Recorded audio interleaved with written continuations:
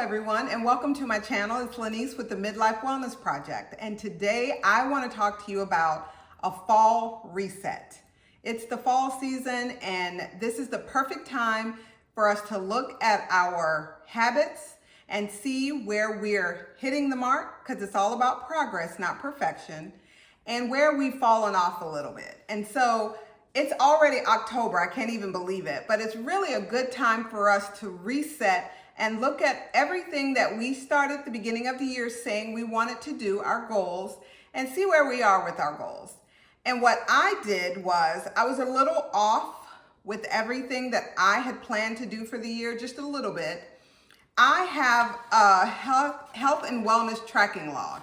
It's just a Word document that I write things on for 30 days so that I can keep up with all the things that I say I'm going to get done. So the first thing that I have on my health and wellness tracking log is my daily time with the Lord. And I want to make sure I get a couple of minutes or an hour, depending on the time that I have. It's usually about 15 to 30 minutes where I could just spend some time in the morning reading the Word and just kind of resetting my spirit and my mind for the day and different things, based on what I'm going through. And so I have that here and I just check it off. The second thing I have here is meditation or breath work. I have the Calm app, and I'll show you what I use on the Calm app. I'll go in there and do a 5-minute breath work session, and that helps decrease my cortisol, stress hormones, and also I try to do that every day. If I don't do it in the morning, I'll get it done at night before I go to bed, or maybe when I'm in the shower. But breath work has been very important to me. I've been kind of trying to make that a habit for about a year now, when I was told last year that my cortisol levels were really, really high.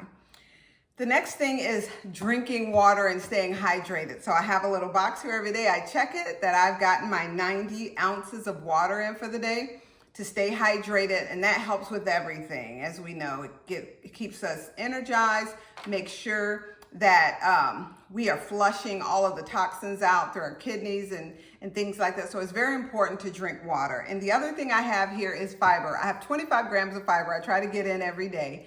And I use a chronometer app to track my protein, all of my macros, proteins, carbs, and it also tracks fiber and water, and it also tracks fat as well. But mainly when I use the chronometer app, I'm really focused on my protein intake, my fiber intake, and my carb intake, which needs to be a little lower. And so I have here 25 grams of fiber. I check that off each day. The next thing is that I take my supplements. And for me, I have supplements here in the kitchen, which is typically just my protein powder.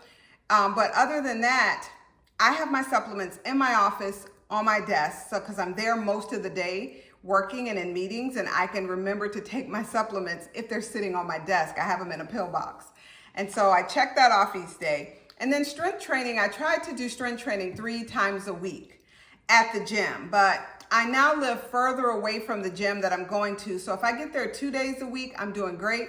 And then I'll do 1 day of strength training at home, and I haven't totally perfected that yet. So I'm using bands and just my body weight on a weight bench.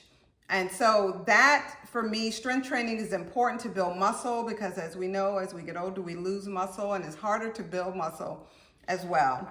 And then lastly, 30 minutes of aerobics every day. And that could be walking, that could be dancing. I use YouTube videos or just anything I can to get at least 30 minutes of aerobics in for my heart health. But this is my fall reset. So what do you need to look at in your plan that you have for 2025 to make sure you're right on track to end this year at least hitting some of those goals before we go into the holidays and we start traveling and having guests over and making the pies and cakes and all for the holidays? Want you to go into the holidays on track, so that way you don't have that guilty feeling when you have a little sweet potato pie or your mom's favorite cake that she makes or whatever. So, and you begin the beginning of 2026 not having gone too far back, but the holidays do set us back a little bit. So be sure to like and subscribe to my channel. If you'd like a copy of this health and wellness tracking log, it's just a Word document that I made, and you can make it your own. Just drop a note in the comments. You could say log, and I will just send the link over for you to be able to get a copy of that log. You don't have to give me your email address or anything. It'll just send you directly to where the log is stored. So take care and be sure to like and subscribe to my channel again for more lessons and discussions about our midlife wellness and what we need to do to stay on track. Take care.